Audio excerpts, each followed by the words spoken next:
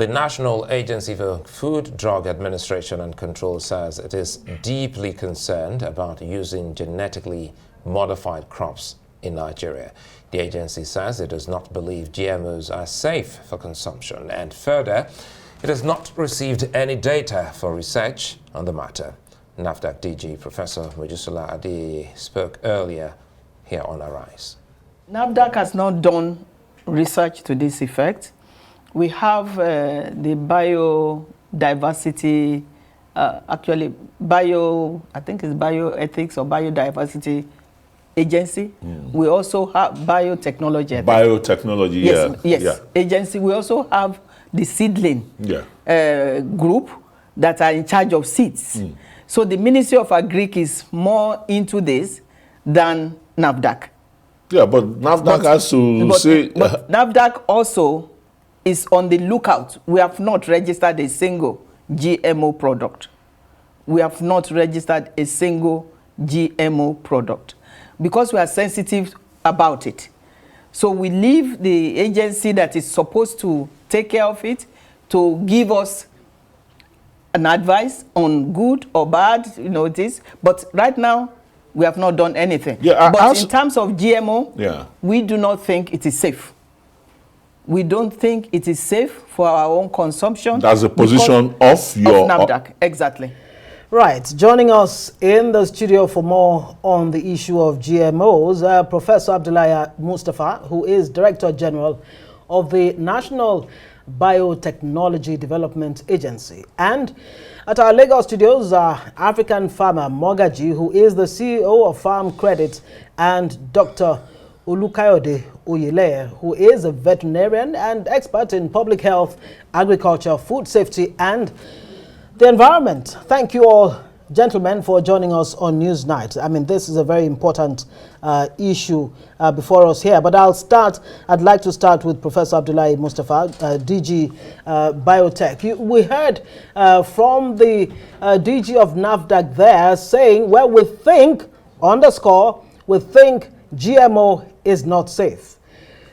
Help us understand exactly what GMO is, and is your agency involved in any kind of research to, give Nigerians a clear understanding of what GMO really is all about, the safety and otherwise? Professor Mustapha. Okay, thank you very much.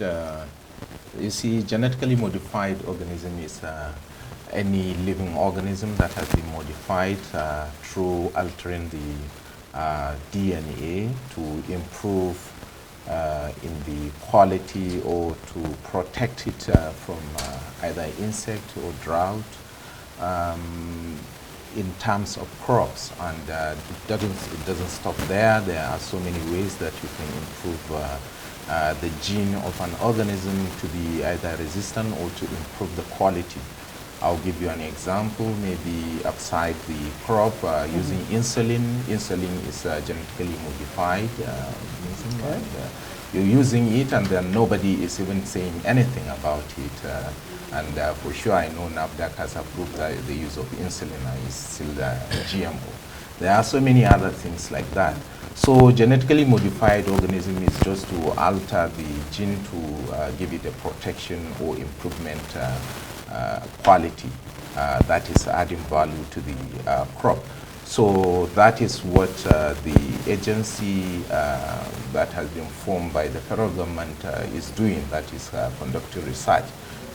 We recently have an advancement where we have included research in our activity. Prior to that, there are many institutions that are using this genetically modified approach to improve on crop, on other qualities. So this is not a new thing. This is something that has been ongoing in the country. And this release of tailor maize is just another additional crop that has been released in the country. We have BT cowpea that has been released for more than 2 years now. People are using it, and then there is not any question for alarm. So everything that has been going on in the agency, we have fully conducted research. We have scientists, we have them across the country that are there to conduct research and prove the quality of whatever is being is being brought out for people to use. And before that, we have an agency, which is National Biosafety Management Agency, that is saddled with responsibility of making sure all the protocols to ensure quality, to ensure the adaptability of human consumption is there. That is National Biosafety Management Agency, which is under the Ministry of Environment. So the responsibility of GMO lies on National Biosafety Management Agency, not Navd. However, Navd is also on the board of National Biosafety Management Agency. So there is a director that is on that board. Whatever is going to be approved, the director is there as a representative of Navd. So whatever has been approved, Navd is signatory to that. So we have this kind of protocol that we follow. And if it is for plant, whenever you plant, you started the research according to the guidelines, rules of the National Biosafety Management Agency, you have to follow the protocol, and they come and inspect bit by bit of whatever is going on in the research activity. And the World Health Organization also is monitoring all those programs. If you go to their website, they have been telling people about all what is contained in the GMO, and then all these processes they are monitoring in whichever country. All right, Professor Mustapha, I think the exciting part has to do with you having a member of Navd on the board of your agency. Not my agency, National Biosafety Agency. At least that should also help get back to the DG of Navd, so that the guesstimate shouldn't come in the first place. Let's go to AfricanFarmer Mogaji. How excited or otherwise are you, knowing full well that Nigeria is already on course in its biotechnology, biosafety, and with GMO as a farmer? Are you ready to go? It's a tough one because when I leave the studio and I give you position, you won't be there. But however, I'm excited that we're embracing technology. I'm excited when you look at it from a farmer's perspective, because there are two sides to this, consumer and a farmer. When a farmer hears that there's a seed that helps him or her protect his livelihood, reduces the pest infestation, helps secure revenue and sustainability of the family, no more losses, all farmers will be excited, okay? So when you look at the consumer, especially the elites who are traveled or exposed, they talk a lot about data that they've read, not necessarily facts and truth. So bottom line is the average farmer in the country, looking at what we have all gone through in the last 3-4 years, is excited. I am not for, neither am I against it. I will eat GMO foods at any point in time. I can say you and I, and most of the elites, have been consuming GMO for well over 15 years, in fact 20. And so a lot of the things coming out are not facts, real facts and truth. So yes, for any new technology, none of us is carrying Nokia 3310 around.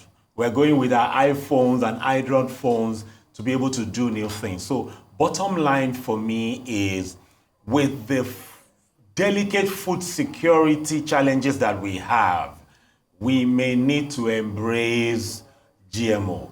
The negative things people are talking about is what has happened like 30, 50 years ago that's been taken care of. Okay, so I'm excited of the technology for food security in Nigeria.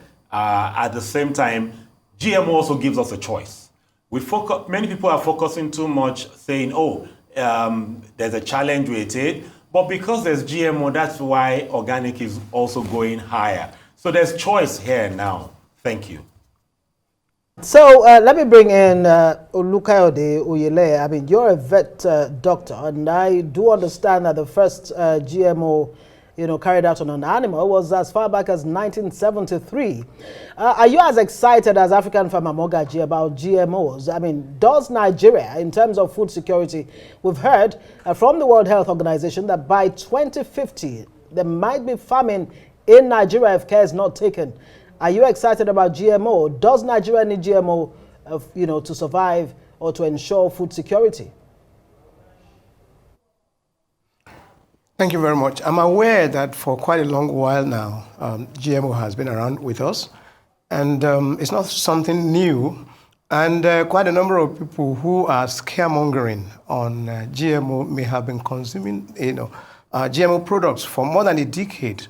And the truth about it is that we need to be very careful the kind of communication messages we set forth. And it could do a lot of damage.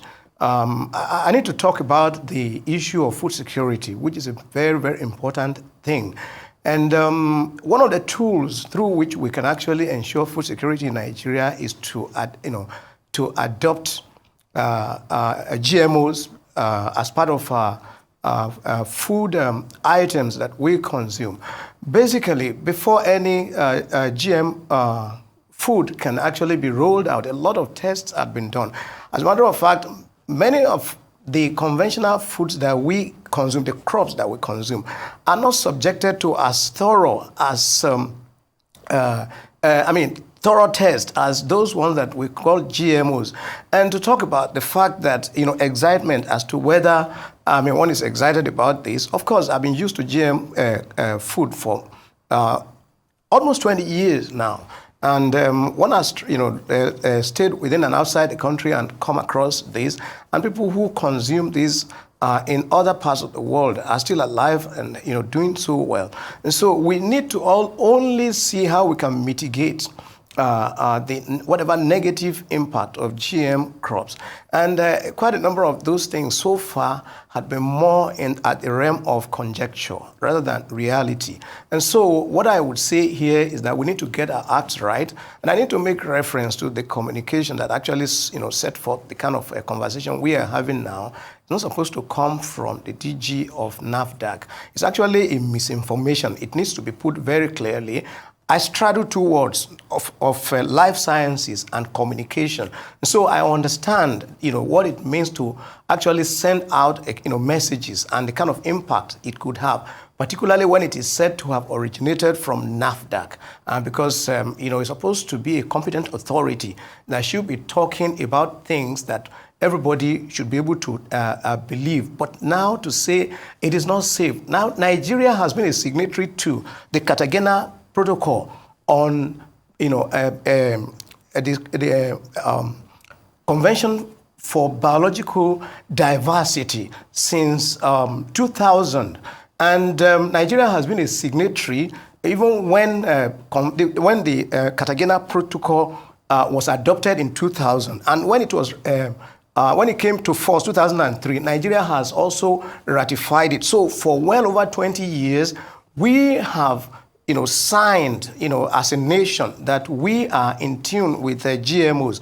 And so I think for us not to have actually taken a firm position, officially in this country, speaks volume about the split between parastatals and agencies of the federal government who should be talking together. Like the DG just mentioned, to the very best of what we know, Navd is a member of the board of National Biosafety Management Agency. And what they do in National Biosafety Committee is to review applications for LMOs, for GMOs, living modified organisms, that's LMOs. And of course, GMOs, genetically modified organisms, they are basically, talking about the same thing in different ways. So Navd has representative among those that review the documents, applications for approval. So for the DG to come, on air to say it is not safe, it's like contradicting, what the government in which she serves has actually, signed to Can you hear more me? than If you 2 can hear decades. me, And I think this needs to be properly corrected. I'll need you to Yes. let me come in. Yes, looks like you can hear me now. Well, that said, but let me bring in Professor Mustapha, because this is getting more interesting. It looks as if all three of you are on the same page.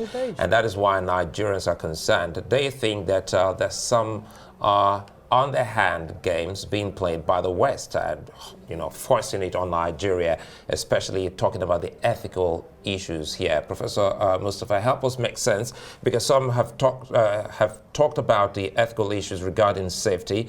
They think that, that the debate is still very much on. They fear that genetic modification may result in unintended consequences. Perhaps I'm sure your relatives and friends may have had that conversation with you. So how do you let us in on the safe ground? Well, I don't understand what you mean by unintended consequences. You see, in every aspect of either research or activity that you carry out, definitely there are some uncertainties. For example, you take drugs, and the drugs, they will list some uncertainties that something may happen. If that is what you are talking about, maybe, I'm not sure, because I've not seen. But probably, maybe that is in terms of drugs, and they know that, and they approve it. But in terms of genetically modified organism, because of the cautiousness of the scientists, they develop a protocol, and that protocol must be followed bit by bit. And if that is the case, what fear are you having? And all this insinuation is just somebody who is not a scientist that will sit down and just start thinking theoretically, and then thinking that this may happen, this may happen. But there is no scientific proof. If there is any scientific proof, maybe any scientist across the globe, not only in Nigeria. Mustapha, how do you explain this to Nigerians or people watching, especially when you've seen, because I may not know what's going on in your laboratory, you may not know what's going on in my laboratory, whether I'm following the protocol or not. We've seen some, foods specifically being shown, across the social space where people have said, well, they were made in error to the extent that they were not good fit for consumption.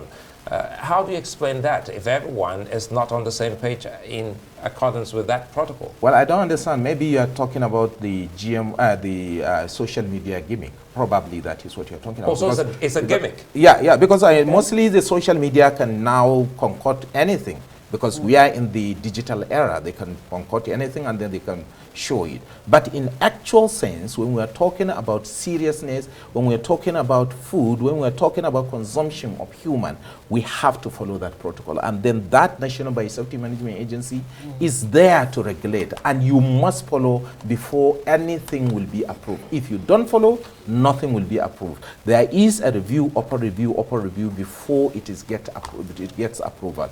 And there are protocols that are followed worldwide. That must be followed also. And then I have told you there are so many scientists across the globe that are watching. They are watching in each and every country what is happening. If there is anybody who has conducted research and found out that these GMOs are harmful, we are challenging that person to come forward. That is knowledge. We want to share that. Right. We are challenging that person to come forward and show us that, yes, there is harmfulness in this kind of commodity, A, B, C. But up to now, there is none. Right. Maybe at this point, African farmer Mogaji, let's talk about the pros and cons. And as a farmer yourself, would you rather opt for, increased yield as against what some say is the nutritional value of what you eat? Like they say, you are what you eat. Yes. So I like that question, because there are institutions, foreign institutions renowned in Nigeria that has been in the country for well over 4 decades, that have been telling farmers that we are only working on nutrition, not yield. And you know that if you don't have higher yield, you don't make profit. Even this GMO teller maize, if you don't take good care of your farm, you won't get those yields. It's the communication that is faulty. Unfortunately, Nigeria always recycle mistakes. If I were in the team Okay, what I would be telling, the communication is where the challenge is. They ought to have said, oh, these were the challenges 30 years ago. This is what has been taken care of. Take, for instance, this teller maize that we're talking about, that people are saying, oh, once you plant it in the soil, it affects the soil around. So the soil around is not able to allow other crops to grow. That is not true. Now, like I said, I'm neither for nor against. I will still subject it to test before I embrace commercially, okay? But this has been taken care of. Most of the fears of the people is not real with the teller maize. But the people also who pushed it out, allowed the president to just take a picture and threw the narration out there, they did not do a good job. The communication about the challenges, the facts, the realities, how Nigeria did this ought to be out. The oil palm we talk about, the tenera that was developed in Nigeria in collaboration with the Malaysians, that was developed locally, taken abroad. We have to understand there's what is called international food politics between US and Europe. And then let me say this, the Russia-Ukraine war is even changing the dynamics of Europe. I was in a program in Burkina Faso about 5 years ago, and a lady from France was talking about how we should not be using plastics and nylons again, we should be using paper bags. And I did say to her in that conference that fella did sing a song, "Teacher, don't teach me nonsense." The fact that you are using paper bags, meaning that you are felling trees down, okay? And there's international regulations against that. But you say that is okay. But the nylons and bottles that you use to develop, you're saying is bad for us. So bottom line is there's international food politics involved. Whatever you want to hear, you will see it online. Some are promoting for, some are promoting against. But the question is, we should be challenging our researchers to bring out the facts in communication. They ought to have a press media to talk to them before they did this. Correct. So they did not do the right thing. And that's why we are where we are today. But I will eat GMO, I will eat organic, I will eat anything. Eat that. Let's see if we can eat a bit of this because you've just shown that there is a gap. And I should come to Oyeleye, but I also want Professor Mustapha to speak on this. But first, Oyeleye, information, he says, well, the country and the world hasn't done enough to convince people, especially those who have issues with ethics, those who also have issues with a whole lot of things that GMO stands for. How well do you rate the country so far with informing its citizens about GMO? Oyeleye. I rate the country very low when it comes to the issue of informing the citizens on GMO. And we've taken it more like a tangential issue. And it's like people in the policy environment assume, and very wrongly for that matter, that ordinarily that the public will be able to just tag along, and the body of information available to those who are in government, just a very small fraction of it trickles down to the public. And I think that's not good enough, and it's actually a disservice to the nation. A lot needs to be done on communicating the science of GMOs to the people, communicating the advantages, and of course, even the disadvantages, so that people will be left with choices. Individuals will be able to make choices, informed choices for that matter. And so I think very, very little has been done relative to the much that we need to do. The research institutes that are involved, like the BD cotton, GM corn, and then of course the GM cowpea, not so much of the science of it and the benefits had actually been communicated to the public. And then of course, when we talk about the presumed negative aspects, those ones are, as at the present moment, they are more of conjecture because of a lot of checks and balances that have been put in place. We're not saying that there couldn't be some negative impact. After all, the cell phone that people are so much in love with today, there are so many reasons why people should keep cell phones away from them. But many people are on cell phone for maybe out of 24 hours, maybe like 16, 18 hours, and they keep using it.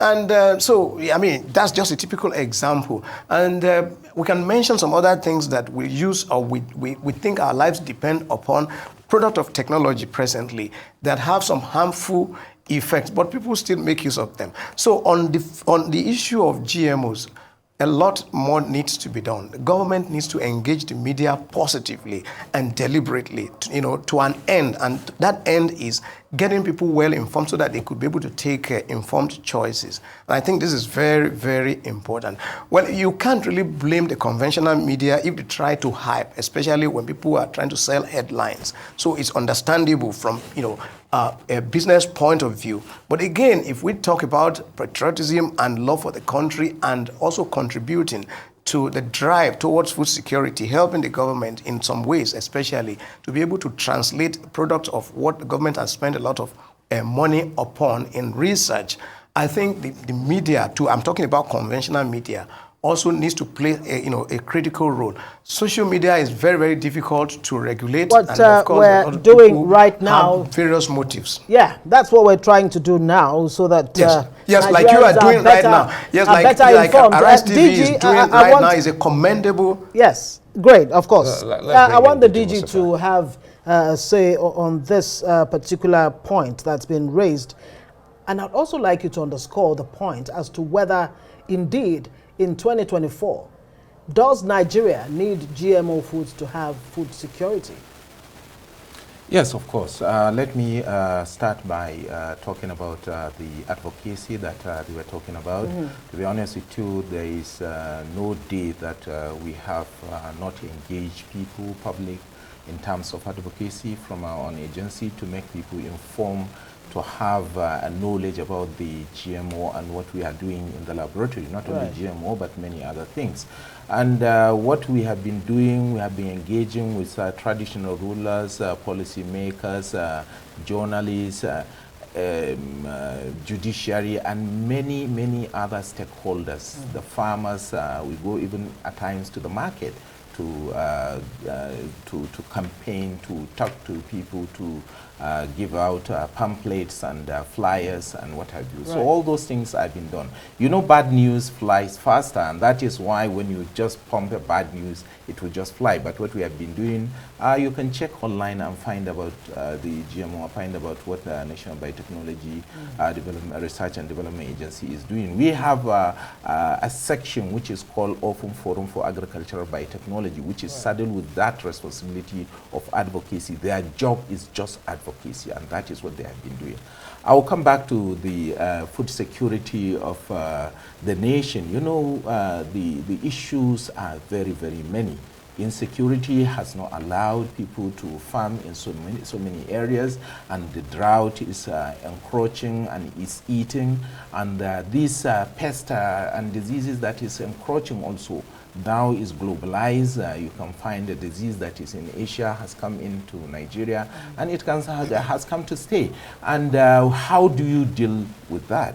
What we do is we have to go back to the laboratory and find a solution for that insect attack, drought problems, and even the yield issue. So that is what the biotechnology has done to try to mitigate all those problems. And what we brought in terms of this maize, the maize is drought resistant and the maize is insect resistant. And let me tell you about the yield of this. With good practice, you can get up to 10.2 tons per hectare, as against the local variety which produce around 2.6 tons per hectare. So look at this gap. If you consider this gap, it will now tally and block those areas that are not farmed, the devastation of flooding and what have you. And this around 8 tons that you have extra per hectare, it is going to cover that loss that we have. Well, so in terms of food Professor security... Mustapha, we're out of time, but trust me, I'm happy that we're talking about this. I don't mean to cut it short. We're really out of time. We must keep the conversation on, and I'm so excited that you, within the short time notice you got, you were able to make it here. So let's keep the conversation going and win more on this side of GMO. So Professor Abdullahi Mustapha, many thanks for coming on Newsline, as well as AfricanFarmer Mogaji and Olukayode Oyeleye. Many thanks for speaking with us.